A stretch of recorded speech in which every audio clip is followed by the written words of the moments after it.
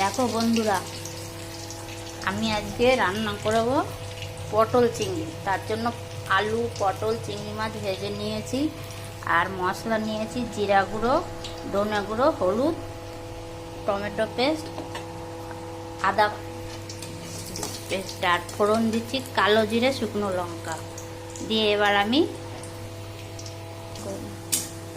আমার মশলাটা কষানো হয়ে গেছে। এবার ভাজা আলুটা আর পটলটা দিয়ে দেবো।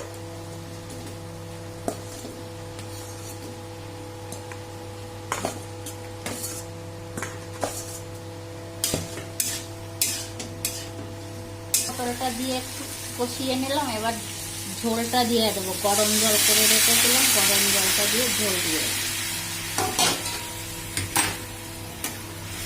কিছুক্ষণ ঢাকা দিয়ে রাখবো। তারপরে মাছটা দিয়ে একটু ফুটিয়ে নেবো। হয়ে